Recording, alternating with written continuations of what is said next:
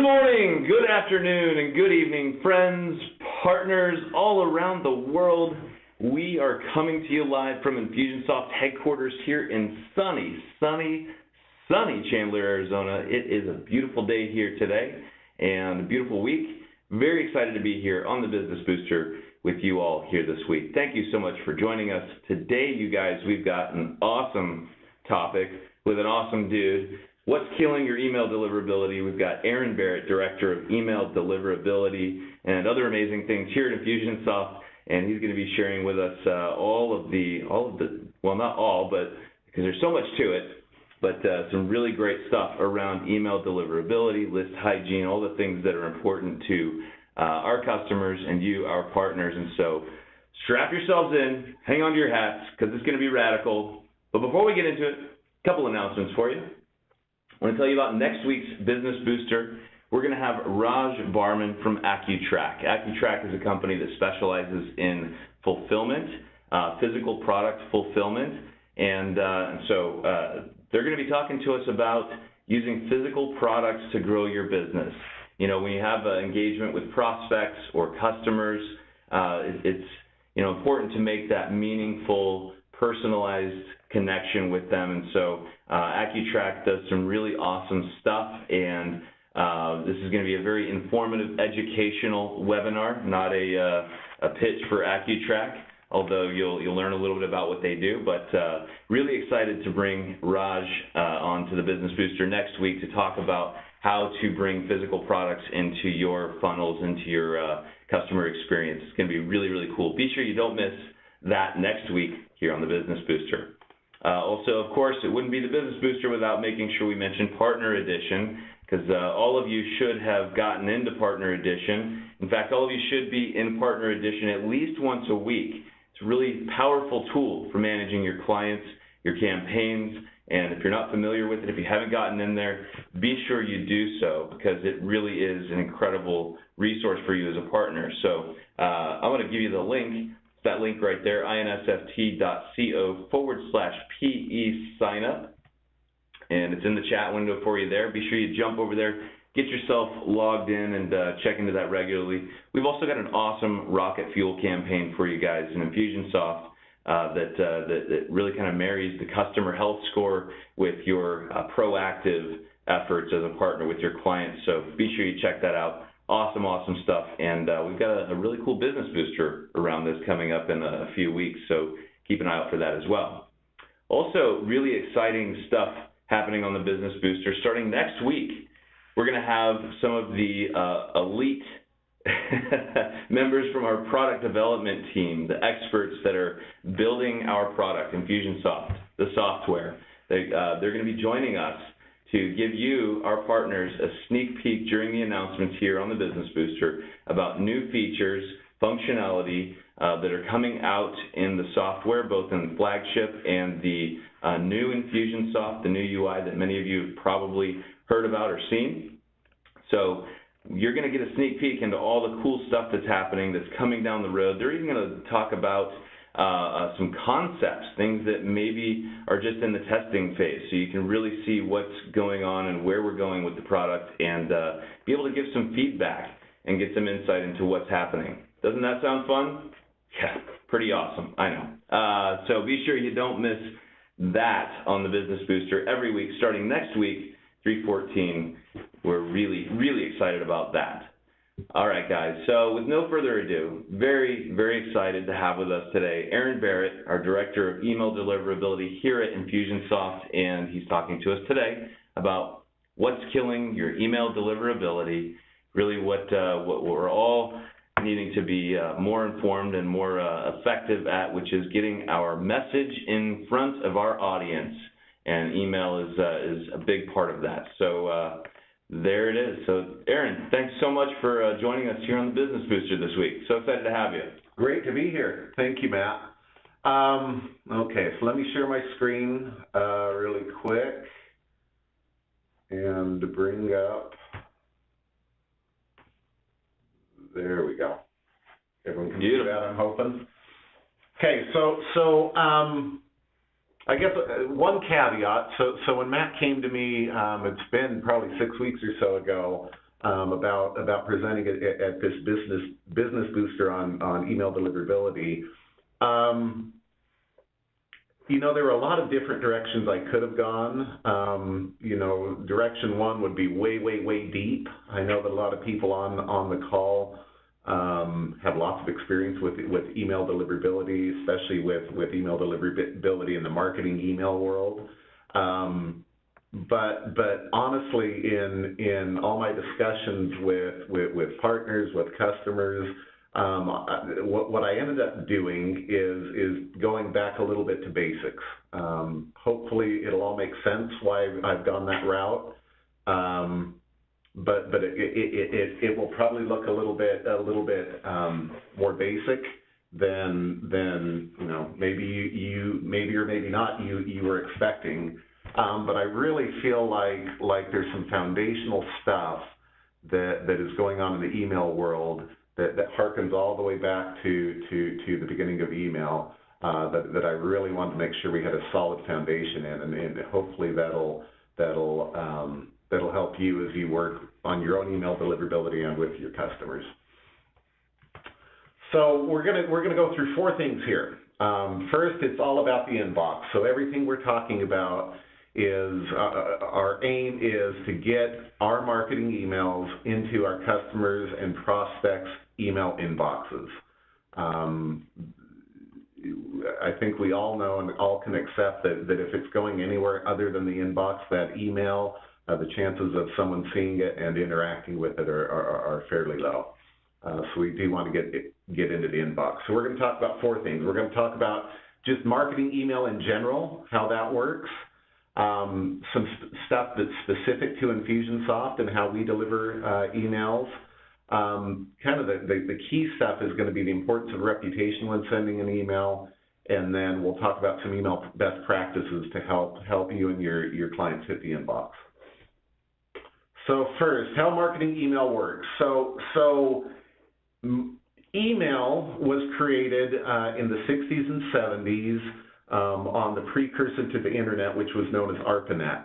ARPANET was a network mostly of research universities, and there just weren't a lot of users on there. And so what they developed and designed, they ended up calling it email, electronic mail, and it was a way to send somebody a message that they could open up and read and respond to you on that. It was designed based on the U.S. Postal Service and how mail is delivered.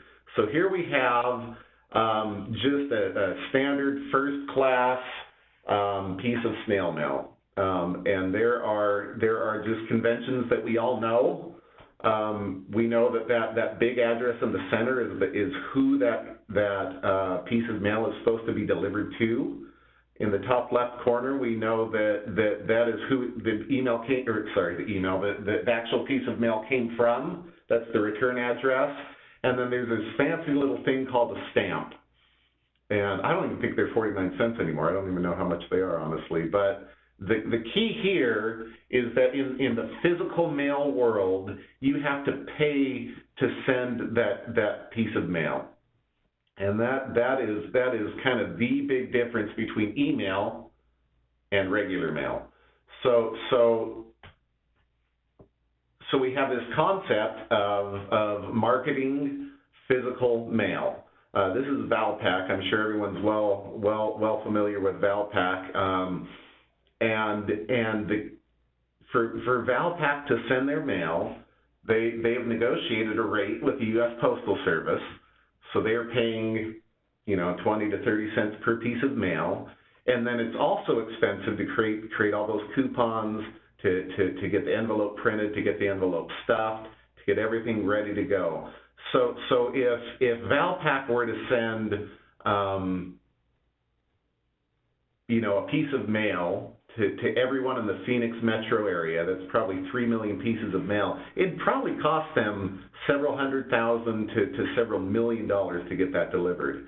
And what that does is it limits the amount of mail that Valpak can send, and as a Postal Service customer, it limits the amount of junk mail I could possibly ever get in my mailbox. I wish. Unfortunately, email is for all intents and purposes free. It's pennies to send thousands of these things, and what that creates is this thing that we call spam. Spam is defined as unsolicited and unwanted mail. Typically, it's unsolicited and unwanted marketing mail or commercial mail. Right now, in globally, 60% of all email sent is considered to be spam. So here, let's travel back in time. This is the 1990s. This is a Hotmail inbox. And you'll notice if you had an email account, especially a Hotmail account back in the 90s, this will look familiar to you.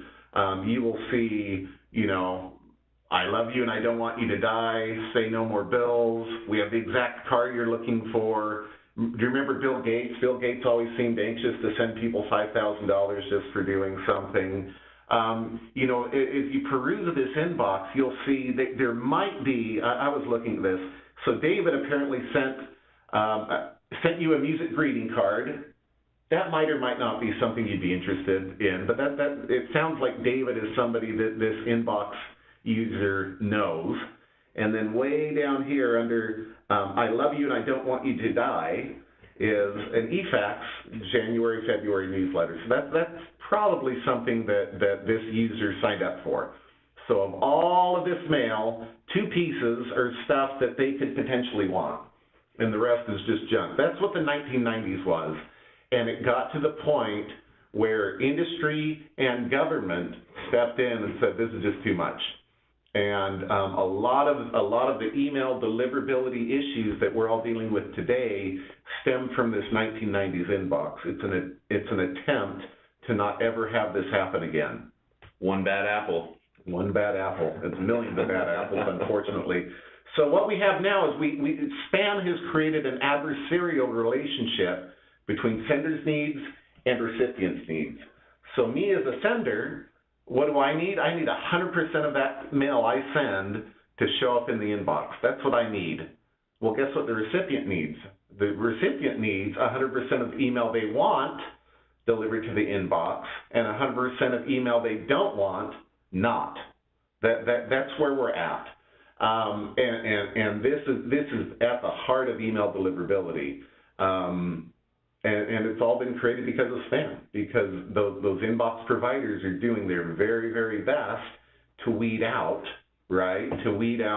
vacation giveaways, and we have the exact car you're looking for. And you'll notice he got 2 best deals for Hot Wheels. I mean, does he even want Hot Wheels? We don't know. And so that battle continues, and there definitely is an adversarial relationship between senders and between recipients. So here's very broadly what goes on when an email shows up at an ISP. So let's call this Gmail, and they would be represented by the gateway. So the very first thing Gmail does is they make a determination, do I even want this piece of mail on my network? Am I going to block it? So if the answer is yes, you're done. That's it. The email just gets ejected. It's not allowed on the network. You're done. If they decide, well, I'll let it in, and so the block answer is no, well, they have another determination they're going to make. And that determination is, okay, so I've decided I'm willing to let this email into my network, but do I really want it to go to the inbox? So I need to make a determination, is this spam? Is this something that the user wants and is expecting, or is it not? So if the answer is it spam? If the answer is no, they'll let it on into the inbox. And if the answer is yes, it shows up in the spam folder. And honestly, there's kind of another ethereal cloud as part of this. Email can get accepted through the gateway and just disappear from there. That can and will happen. And so this is why your grandma's cat emails typically show up in the inbox, and that offer for a Hot Wheel shows up in your spam folder. And this is what we're dealing with when as email marketers. Okay, so let's get into some InfusionSoft particulars around email. So kind of the very first thing, and I'm sure everyone on this call is intimately familiar with shared IP pools.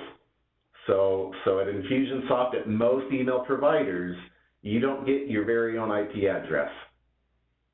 You send, and what we do is we'll group all of this email, and we'll group it into different IP, we call them IP pools, and mail from a bunch of different apps will go down a different set of IPs based on some determinations that we make. It's kind of like my neighborhood, right?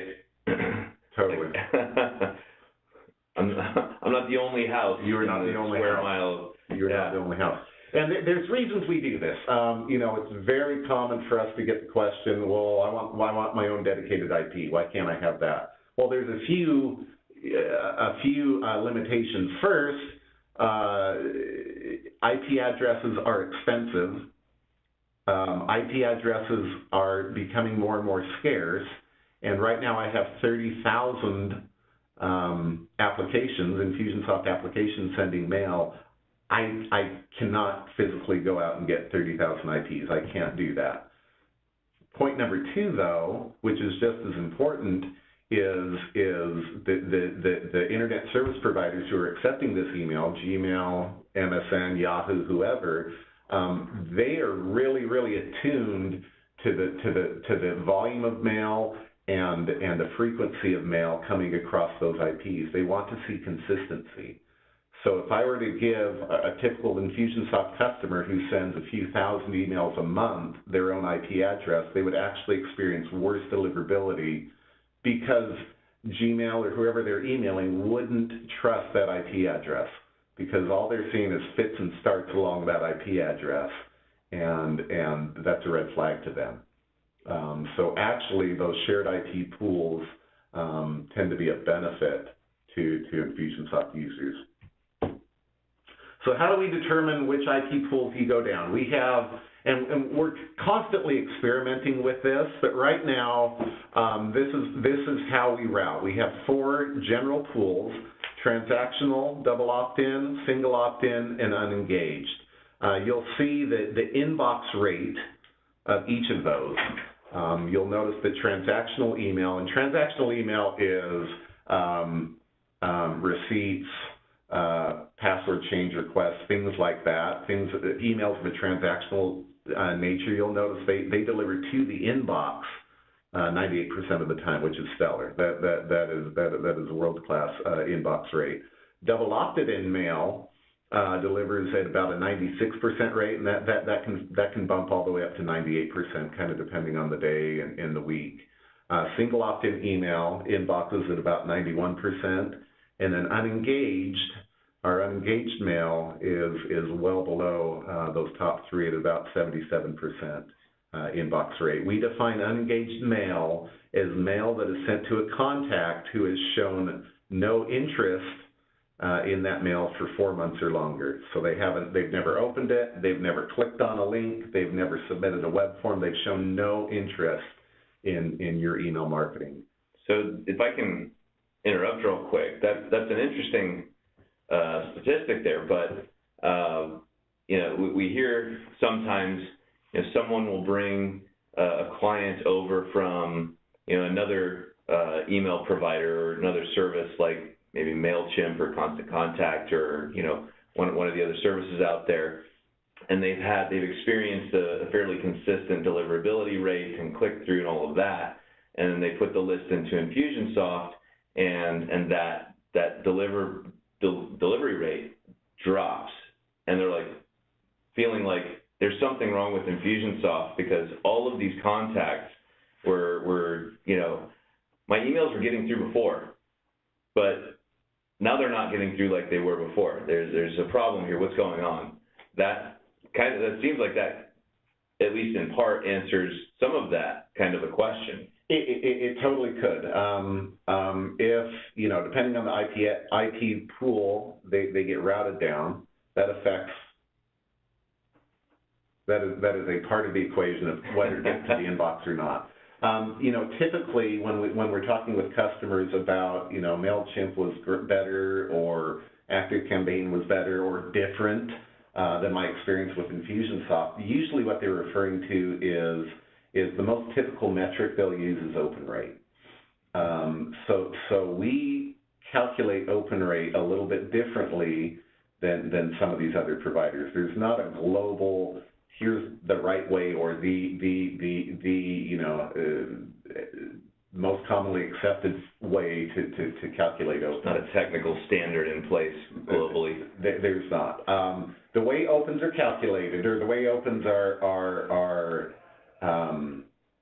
recorded, is every piece of email we send out has a little tracking pixel. It's an actual image that comes across in the email. It's too small. It's one pixel in size, so no one will even see it.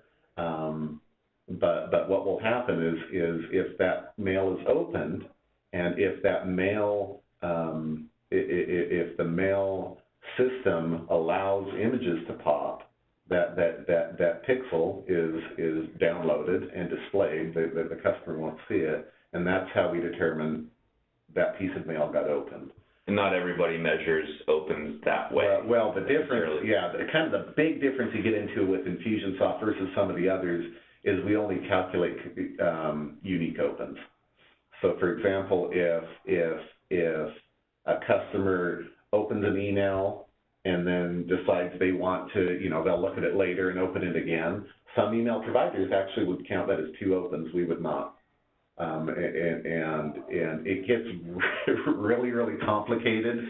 And honestly, if anyone on the call is having, you know, big concerns around open rates looking different between different providers, that's something that we probably want to take offline and you know, really dive into. Yeah. Just because it's just such a spectacularly complicated data point to figure out. So you know, with shared IP pool routing, it really is a bit of a chicken or an egg scenario. Am I getting a 96% inbox rate because I'm on those great IPs, or am I getting a 96% inbox rate because I'm double opting in my contacts, and these are contacts who tend to open and engage with my email? And the answer is it's a little bit of both. So really quick, this comes up a lot, and it's email throttling. So to protect all of our customers, because we share IPs, we throttle outgoing mail to new and unengaged contacts and email addresses. And what we're trying to do is we're trying to protect everybody that are using those IP pools from mail that is perhaps going to people who don't want it or aren't interested in it. And here's how throttling works. So point number 1 is we only email broadcasts with at least 1,000 new and unengaged contacts in them are subject to throttling. So the vast majority of our customers just don't send the kind of volume that would even subject them to throttling. Throttling tends to be something that our biggest senders would experience. Point number 2, all engaged contacts are sent immediately with no throttling. So for example, if I'm trying to send a broadcast batch to 20,000 people and 1,200 of them are either new or unengaged, now I have to do math, that's great. 18,800 of them would send immediately, and only the 1,200 new and unengaged contacts would even be throttled. And what throttling does is a subset of, in this example, a subset of those 1,200 new and unengaged contacts will actually be sent mail immediately. And what we do is we'll send mail to a subset, and then we sit and wait for 16 hours. And what we're doing is we're giving that mail a chance to be seen, and giving people a chance to mark it as spam or not. And so the threshold is you get 2 spam complaints per provider, So, for example, if you sent 500 pieces of mail to Yahoo, for example, you would be allowed to. We're going to wait and we're going to see if we get more than 2 spam complaints. So at the end of 16 hours, if spam complaints are less than that amount, we'll allow that broadcast to complete. And if spam complaints are greater than that allowed amount, the broadcast will be stopped. There's a couple of reasons I bring this up. One, everyone just needs to be aware that that can happen. And two, we honestly do a really poor job in the product of letting you know that you are being throttled. Typically, what people will experience is they will say, you know what, I fired off an email broadcast at 8 in the morning, at 8 a.m., and it didn't finish till 10 or 11 p.m. that night. What's going on? And what that is that is throttling. So the start time and the end time take into account throttling. The key there, though, is to look at the emails per second. If your emails per second are, you know, in the 100 to 120 to 150 range, the majority of your emails sent basically immediately. And the disparity you're seeing between start and end time is more than likely due to throttling. So 3 things to watch out for. These are things that will get you in trouble with our compliance department, which is they report in through me. So we're looking for spam trap hits, spam complaints, and then invalid hard bounces. So what spam traps are is the email community. There are a number of, they're called spam trap networks. And what they're looking for is they're looking for senders, email senders who aren't following best practices. And there's 2 general types of spam traps. One is a pristine trap. And what that is it's a quote unquote fake email address that has been created. It's capable of receiving mail, but it has never signed up for anything. It is just put out there on the web, and it's waiting to get scraped. And it's waiting for the bad guys to come in, scrape that email address, and start mailing to it. And what that says is this person is sending email to an address that has absolutely never, ever, ever, ever requested or provided permission to send to. That's a really bad sign if you're doing that. The second general type of spam traps are what are known as recycled traps. So for example, years ago, when I was applying to graduate school, I created an email address just for that correspondence, and it was I think it was Aaron Barrett at rocketmail.com. I don't even remember what it was. Well, I only used that 18 years ago for about 6 months, and then I didn't need it anymore. I was done with school, and I didn't use that anymore. Well, that address doesn't work anymore. There's no way I could go to Rocket Mail and log in and see any mail for Aaron Barrett at rocketmail.com, but that email address is still out there and available to receive mail, and it's being used as a spam trap. And once again, what they're looking for is they're looking for people who are sending mail to addresses that haven't engaged for a long, long time. So we're able to measure how many spam traps you're hitting just by the nature of the spam trap network. We do get these questions. Well, just tell me what spam trap addresses I'm hitting and I'll remove them. Well, we don't know what they are. All we get is information that an application is hitting spam traps. So if you're hitting spam traps, that will get you in trouble with the compliance department. Same thing with spam complaints. If people are regularly marking your content as spam and that they don't want it, that can get you in trouble too. You're allowed 0.1% spam complaints. Spam complaints totally happen. We've even seen people sign up for a web form, receive a newsletter or correspondence based on that web form sign up the next day, and mark that correspondence, that email as spam. So that it happens. It totally happens. But our threshold is 1 per 1,000.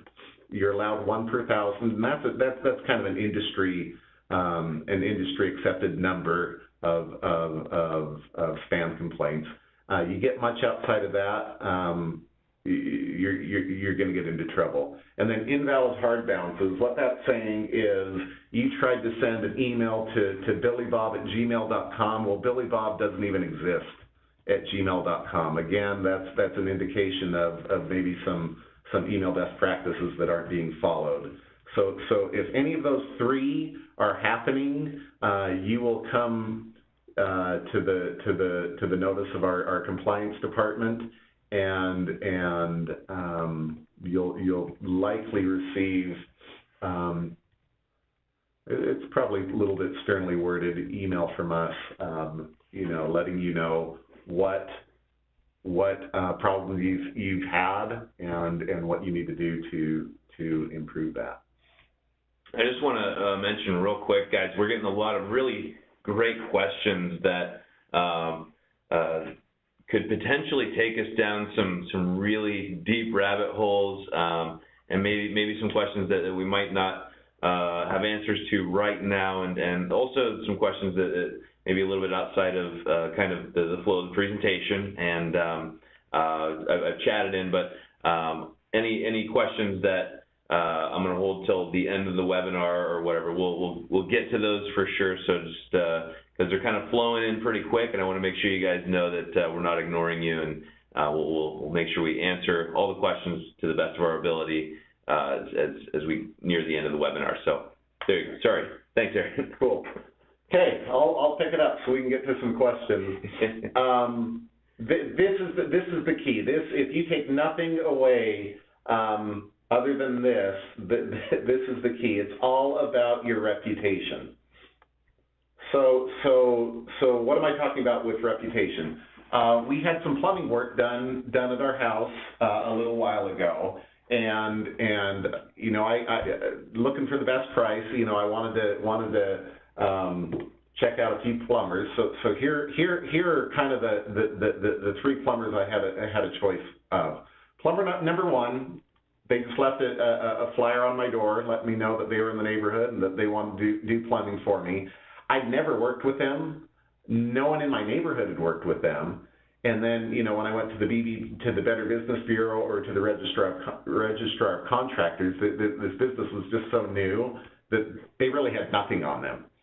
So I know they exist because I have a flyer, but I had no context with which to assess their ability to do the job. Plumber number two actually did some work for me last spring, did a great job. I was very happy with them. Actually did work for the neighbors and did a great job for the neighbors. You go into the Better Business Bureau, they have an A+ rating. The Registrar of Contractors, they have an A+ rating. They are known as a quality plumbing contractor. So that's plumber number two. Plumber number three, they actually did some work for me last year, and they ripped me off. They took advantage of my wife, and I think they charged her $240 to fix a leaky faucet. Did work for my neighbors, same thing. They felt like they were ripped off. You know what? You go to the Better Business Bureau, they've got some open complaints, and even the Registrar of Contractors, they have a poor rating there. So that's my choices. So how do I make a choice? Well, the determining factor is the reputation, and I went with plumber number two because I knew them. They'd done work for me. They'd done good work for me. My neighbors they'd done good work for. According to the Better Business Bureau and the Registrar of Contractors, they'd done other work for people I didn't even know, and they had just a really good reputation in the market as a quality contractor, and so that's who I went with. Well, email functions in a very, very similar way. So if we come back to this diagram, as this email is presented at this gateway, we'll call this Gmail. Gmail is actually looking for the reputation. They want to know, do I know this sender? Does this sender have a reputation for sending mail that people want? Or does this sender routinely send unwanted email for pharmaceuticals? right? So as we go through and talk about these decisions, do I block them? Do I let them on? Do I send them to spam? Do I not? What it's boiling down to is the reputation of that sender. That is what they want to know, and based on that reputation is how they're going to determine if they're going to inbox that piece of mail or not. So because we share IP pools, we share a responsibility for email reputation. So on InfusionSoft side, on the left side, our responsibility as far as email reputation goes is making sure that the originating IP address and the domain we send from, which is infusionmail.com, that those have the best reputation we can get. We have a responsibility to keep our IPs off any blacklists. We have a responsibility to make sure that all of the mail, or as much of the mail as we can, on that IP is consistently being sent. You know, how are other people who are sending across that IP, is their mail being opened? Have these IPs hit spam traps?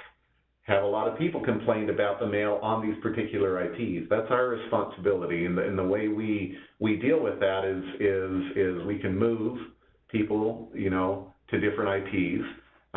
You know, we send out those nasty gram compliance emails, and what we're trying to do is we're trying to clean up the reputation of everybody on that shared IP, so that the reputation of that IP is as high as we can get it. But it doesn't stop there. And the key here is more and more the big boys, so the Gmails, the MSNs, the Yahoos, they're more and more interested in the sender's reputation than they are with the IP's reputation. So they want to know stuff like, what's the sender's reputation? Has the person they're trying to send, have they received email from this sender before? Has the recipient even opened that email? So even if they have been sent email, have they ever opened it? Are they opening it quickly? That would be an indication that, yeah, they're expecting it and they want that mail, or did they just let it sit for a long time before they just delete it? They're going to want to know, has this particular sender hit spam traps? Has this sender or have other senders complained about this person's content in the past? And all of those questions are tied into the reputation of that sender. So, how do we build a sparkling email reputation? There are 6 kind of basic things. This isn't a comprehensive list, but this is a very good start. 1, always get permission before you email somebody. 2, only send content that people want and are expecting. 3, don't over email. You got to be very careful and pay attention to the frequency of your mailings. 4, always make opting out of your email marketing easy to do. 5, clean your list. And 6, never, ever, ever purchase an email list. So really quick, permission can be in the form of a web form submission. Someone gives you a business card at a trade show. Somebody bought something from you. Just be sure that they are fully aware that when they gave you their email address, that you were going to send them marketing email. That is permission. And you know, kind of a caveat, and we'll see this in InfusionSoft sometimes, permission to send somebody email about one of your businesses or products is not necessarily permission to email that person about one of your other businesses or products. So for example, if someone gave you permission to send them marketing email, you know, they want your piano tuning newsletter. Well, that's great, but just because you have a dry cleaning company does not mean they've given you permission to send them dry cleaning emails. Permission really it's at the company level and even at the product level. Piano dry cleaning. Piano dry cleaning. It's got to be, yeah. Yep. Only send content that people want and are expecting. So be very clear about what you'll be emailing them and when. If you say you're sending a monthly newsletter, only send them a monthly newsletter if that's what they signed up for. If you say you'll be sending special offers from time to time, only send them special offers from time to time. People, they tend to complain about mail that they are not expecting. You know, you might have signed up for the newsletter, and now I'm getting, you know, a special offer 4 times a week. That tends to invite spam complaints. Be very careful about frequency.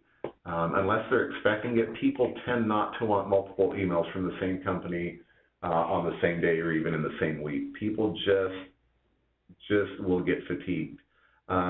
Treat others' inboxes the way you'd want your inbox treated. I think we can all agree that getting repeated, persistent email about the same product over and over and over can get worrisome. And then honestly, it tends not to help you. Emailing too often really does threaten to dilute your brand, and you get to the point where they're just fatigued, and they're either going to ignore you or they're just going to set up a rule and they're going to block you if they don't just complain about you as spam right off. Always make marketing or opting out of marketing email easy. Number one, most important, that is the law. We'll see people from time to time who get really clever. So in InfusionSoft, we force you to have that opt-out link in your email. We'll see people do, quote-unquote clever things like putting 50 hard returns between the end of the email and the actual opt-in. People just trying to obfuscate and hide that. You know what? You're just asking for trouble. Totally. And keep in mind, we're talking about all of this in the context of your email reputation. If people cannot opt out of your stuff, and if they start ignoring that dings your reputation. And what you'll find is it's not worth. A lot of times people have this. Well, I'm just playing the percentage game, right? So I know that people who want my emails and are engaged with my emails, maybe I get a 20% conversion rate, but I'm playing the odds that the other 100 who aren't interested in my stuff, maybe 0.5% of them convert at one time, and I totally get that my math is wrong. Not half a person can convert. But what you're doing is you're risking not getting your emails delivered to the inbox of people who actually want your stuff.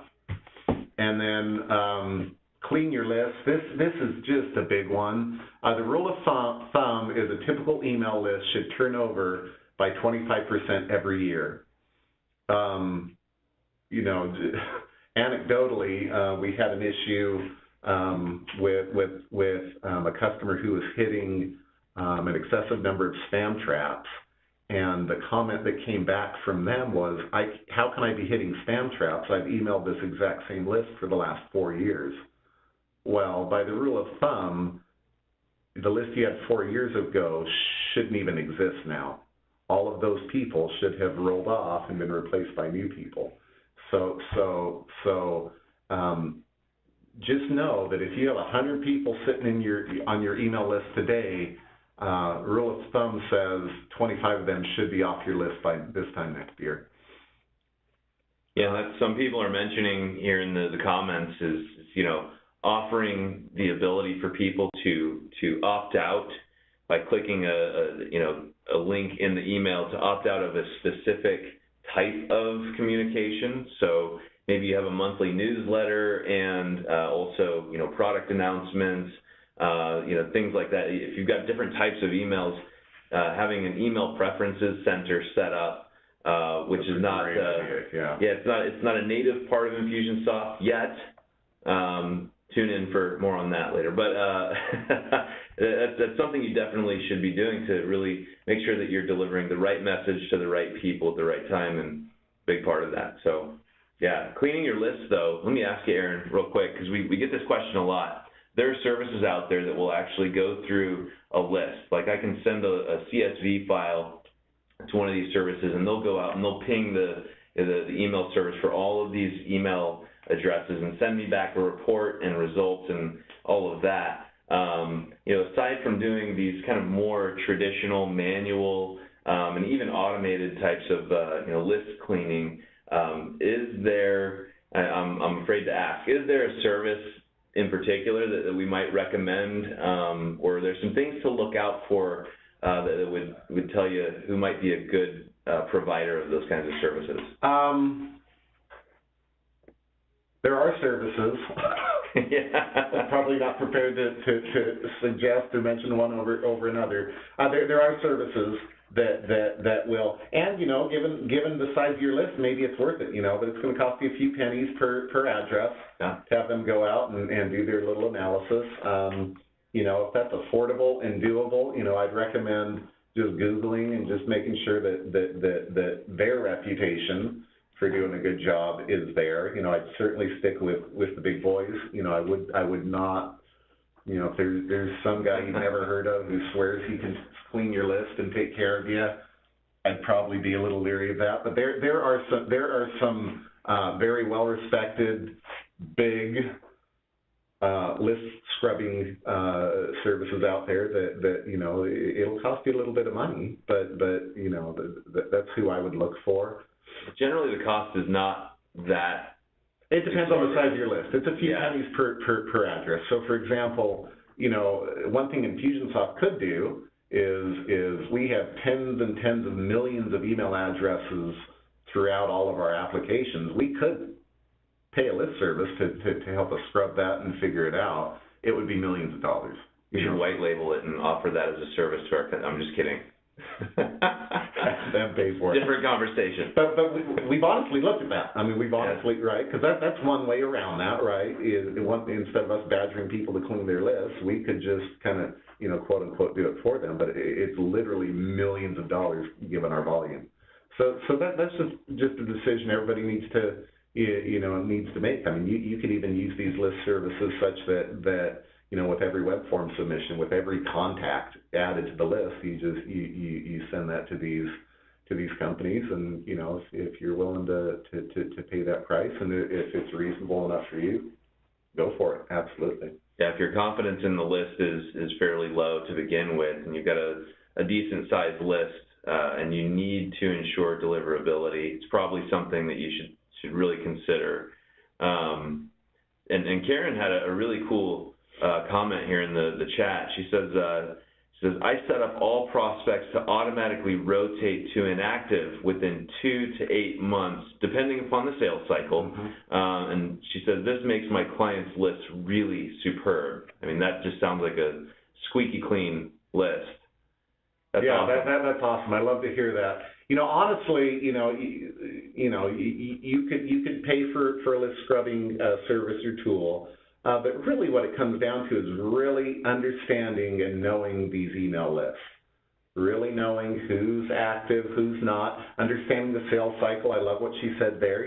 Some sales cycles are 6, 8 months, a year. You certainly don't want to be scrubbing people out of your list if you legitimately expect that it's going to take 8 months to a year to convert them. But by the same token, if you've got a product or service that, if within a month they haven't closed, I need to get them out. Just understanding your list, understanding your company, understanding that your prospects and customers, and it's going to be different for everybody. But really, really knowing your business and really knowing your list, I think that's going to be your best bet to really keep that list squeaky clean. Beautiful, beautiful. And then this is just. I share this in everyone. Please don't ever purchase an email list. Problem number one, just the fact that you've purchased this list means you do not have permission to email these people. That you've broken cardinal rule number one to get permission. You have no idea where these lists come from. Every list purchasing email offer company that I've ever seen, they all swear that these are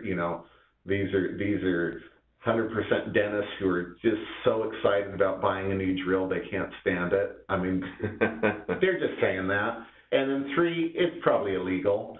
Can spam and other anti-spam legislation is very, very specific that you can't be doing this. You can't be scraping lists. You can't be just going out and buying stuff. I'm not a lawyer, so maybe you can squeak around the regulations, but likely it's illegal, and the results just are not worth it. They are not worth it. They will damage your reputation, and it's going to make life harder for you in the end. with GDPR coming right around the corner, if you're looking for a way to get sued, this is a good way to do that. Spectacular way. Go ahead and email everyone in the EU with a purchase list. That is absolutely true. So that's what I have. Happy emailing. We've got some time left, so I'd be happy to answer some questions and see what we can do to help. Awesome. Yeah, we've got some really good ones, and they get pretty detailed. I think what's showing up consistently here is a question about spam traps or variations on this question. I think there's an overall feeling like being penalized for spam traps feels like, to our partners and our customers, like that's not my fault. Right? Somebody changes their email address and they don't tell me about it, and I'm emailing an inactive email address or whatever the case may be. Like, what are some things that we might be able to do to avoid being or prevent being penalized with those spam traps? I think let's see here, I think it was Pam was asking, a lot of ICPs are really concerned about spam traps. Feels like, they feel like they shouldn't have been an issue. Like if InfusionSoft can't tell, and we can't tell who signed up for something with an email that they don't stick with, how can that possibly be our fault? And how can we possibly do something about it when it's seemingly totally out of our control? And it's a significant factor as well.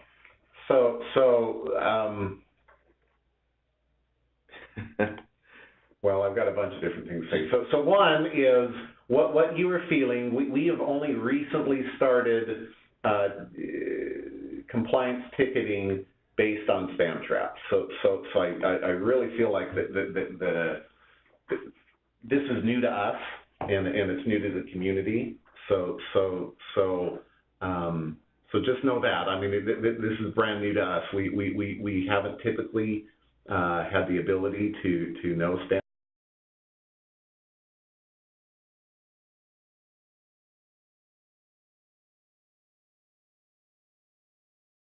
And there still is a factor that there's going to be some of that that's out of your control. And Chris had a great point here, and this is probably not something we can answer right now.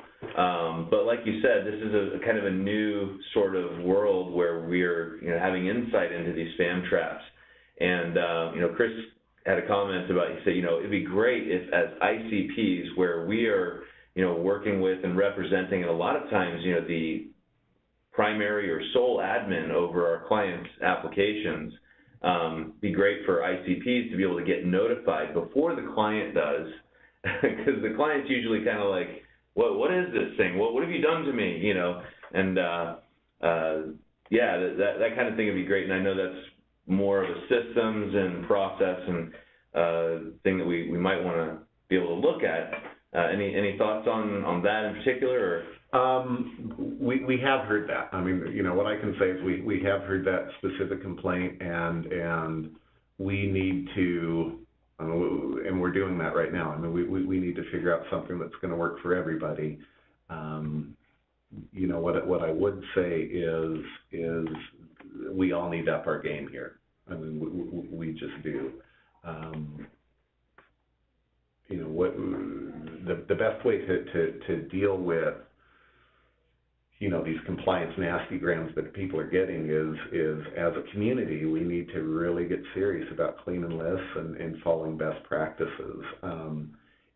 I know that it's not fair, that it's not our fault, that addresses just flip, and they absolutely do. One day it's not a spam trap, the next day it is, and that happens all the time.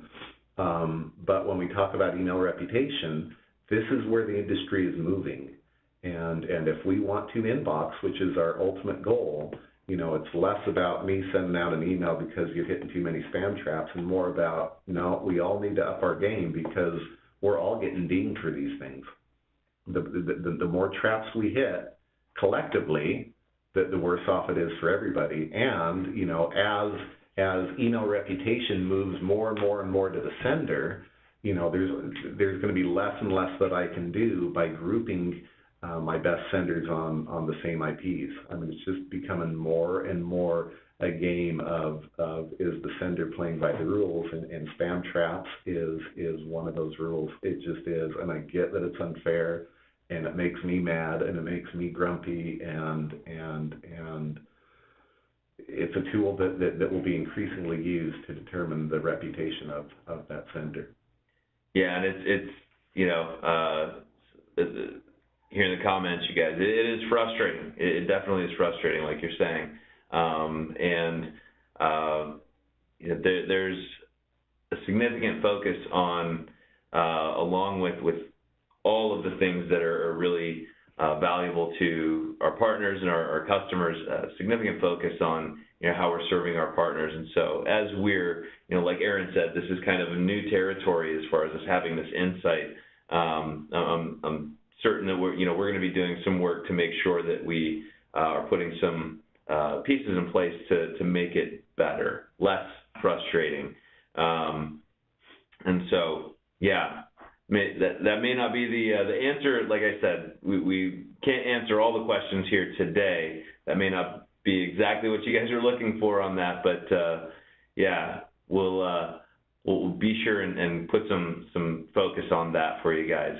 We got you, Karen. We hear you, Damien. We hear you. We hear all of you guys. It's a major issue. So we'll be tracking that thing down and doing everything we can to make it better. So yeah. On that bright note, we love you guys. We love you guys. So there are a lot of awesome questions here, and I'm trying to kind of prioritize them here for us. Bill had an interesting question about cold email throttling. He says our clients are B2B companies, and 16-hour throttling results in emails going out at like 2 or 3 a.m., right? Is there possibly a way that we could provide an option for them to say, you know, any cold emails that are being throttled, wait 24 hours before actually delivering or something like that, so that it goes out at the time that they originally planned? That is a great suggestion. You know, the short answer is it would require a change in the product and a change to that algorithm. That's a great suggestion. You know, what I would say in the interim is you know, for unengaged contacts, let's make sure we're getting them engaged. You know, send out an engagement email. You know, do what you can to keep them from going unengaged. And then you know, for new customers, that's just what we're going to deal with. But that's a great product suggestion. But yeah, we'll have to get that to PM and see what they do with that. Show up on the Business Booster every week, guys. We're going to have the product development team sneak peek, where we'll have our product team here, and yeah, you can hit them with all the hard-hitting suggestions and questions, and you know, even yell at them a little bit when you feel the need to do so. Got your back, guys. That would be awesome.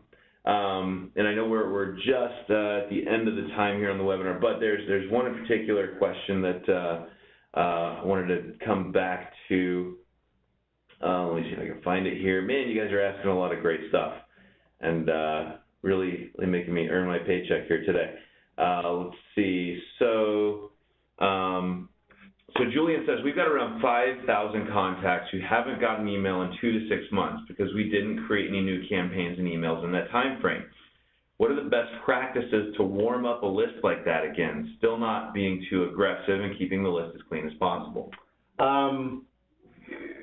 This is my suggestion. What I would do is I would Google re-engagement campaign or re-engagement email, and there's tons of really cool, creative emails that a bunch of different companies use that basically say, hey, you know, remember us? You know, that's what I would suggest. I would suggest, you know, just getting really creative and fun. You know, not even you know, hitting them over the head with a big sales offer, but just, hey, remember us? there's lots of great ideas online around fun content that you can use to have a successful re-engagement campaign.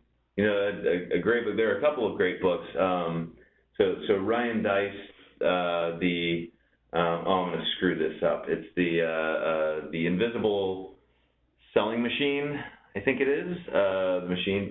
There's some great suggestions in there around copy for different types of email campaigns, but my favorite when it comes to this engaging, friendly, fun type of content is Gary Vaynerchuk's jab, jab, jab, right hook. And he talks about that exactly, that, it's a relational type of exchange as opposed to transactional, hey, buy my stuff. And especially when you're trying to warm up a cool list, be sure you're engaging with something that's actually going to be interesting, helpful, valuable, relational in your content. Totally, yeah. Yeah, this is awesome stuff. Let's see here. Pam's asking about get a piece of the content, answer about traps. Okay, sorry, that's private also.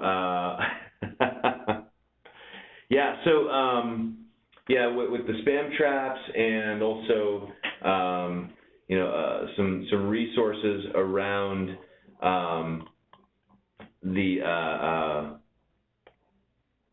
what were we talking about there? Pardon me, guys. Sorry. Oh, looks like our audio went out for a second there. This is crazy. All of these comments in here. Oh my gosh. I couldn't even see when the audio went out, guys. I'm so sorry.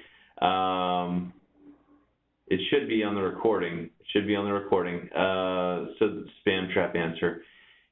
Yeah, so the audio cut out while you're answering the spam trap. The big scary question. Maybe you can kind of go over that again real quick, just kind of, related to spam traps, things that people should be doing. I think ultimately the big concern is that there's only so much that you can do, and our ICPs who are representing our clients, really important for them to be able to be notified so they don't freak out. We don't freak out their clients, but also, best practices they should be doing to mitigate or reduce or even avoid that spam trap type of issue. So let me see if I can repeat what I said. This will be a big test. So I believe I said I hate spam traps as much as you. Just know it's a pain in our butt right along with you guys. Really the best way to combat this is to make sure those lists are as squeaky clean as we can get them. Sending to a lot of unengaged people, sending to a lot of people whose unengagement date is 8 months, 12 months, 16 months, that you're just taking your life into your own hands as far as spam traps go. So really making sure we understand our lists, we understand the engagement of those lists. If it doesn't make sense in our sales cycle to keep unengaged people around, over 6 or 8 or 12 months, we need to get them out. What I would say is we are working on the process. So we've absolutely heard loud and clear about the need for partners to know when their clients are having issues with traps. But what I would say is whether we send those emails out or not, we're having a problem as a network, as an email sending network, hitting traps. We're hitting too many traps. And whether we email you or not, we're still hitting those traps, and that's affecting everybody's sending reputation, especially the reputation of those who are actually doing the trap hits. It is a big problem. We've got to get a handle on it. We just do. It will continue to bite us all in the butt. When we talk about getting to the inbox, this is one of the big impediments to that, is the number of traps everybody's hitting. So we hear you loud and clear around process, and we are working on that. But by the same token, even if I quit sending out my nasty little emails, we still have a problem. And the best way to avoid that problem is to keep those lists as clean as we possibly can. And that's not always easy. And it's absolutely, I totally understand that it's not that easy, but that's what we have to do. We have to make sure that we are sending to people who are real. And the best way to know they're real is that they are engaging with our stuff, because a spam trap will not engage with your stuff. Awesome stuff. Well, and you know, I'd really like to follow up with you and your team. I've been chatting with a couple people on your team as well, you know, kind of leading up to this, just to get a little more insight around some of the common things that we're seeing, and understand better for myself, so I didn't come in here looking like a total idiot. But our partners have handled that for me here today. Thank you guys, appreciate it. I'd like to follow up with you guys and get some resources put together to get out to the partner community here. One in particular would be, you know, we're talking about how different providers measure open rates. If any insight and information we have on that, so our partners can be informed when they're talking to prospects and clients about, you know, hey, this is how these guys do it versus InfusionSoft, and so these are some of the differences you might see in some of those kinds of results, as well as some best practices, maybe some resources and documentation around, you know, best practices related to, of course, some of the fundamentals with SPF, DKIM, list cleaning, things like that, and anything that we can put together to really get some robust insight around the spam trap issue here as well, that we can follow up with and get our friends here educated and answer more questions as best as we can. I'd love to do that. Yeah, love it. Yeah, let's absolutely do that. Awesome. Man, partners, you guys are the best. And yeah, so if folks have questions, which they obviously do, would like to dig into this stuff deeper, what's the best place for them to go to, or the best person for them to go to? How would they follow up? So I have a really small team, so directly to the team, you just won't do that to you. So you just wouldn't get a response. I think what I would say is if we could send them through their partner app, we can collect all this stuff together, and we can let's try that, would be what I would say first. Perfect. That'll give us a chance to beef up the education of our partner success coaches as well. Awesome. Yeah, so your partner success coach is going to be a great first resource for you guys. You can also hit me up anytime, you know, on Facebook Messenger is the best place to get a hold of me.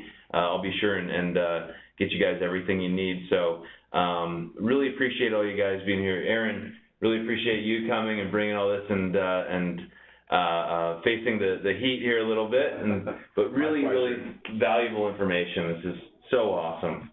Cool. Well, thank you guys. I appreciate you letting me jabber at you, and you know, we're all in this together. So anything we can do to help all of us would be more than happy to do. So great. Well, thanks again, Aaron, and thank you again, everybody. And want to be sure you don't forget about next week's Business Booster. We're going to have Raj Barman from AccuTrack, and like I said, this is not going to be a pitch for AccuTrack. It's going to be very educational, informational, valuable stuff about how to use physical products to grow your business, how to enhance the customer and the prospect experience using those physical products. Really important stuff. So be sure you join us next week for that. Yeah, Raj knows it's not a pitch for AccuTrack. I've been very clear about that. You will learn a little bit about AccuTrack, but it's going to be great. So hope to see you guys there. And until then, hope you all have a fabulous week, a beautiful weekend, and best wishes to you all. Thanks so much.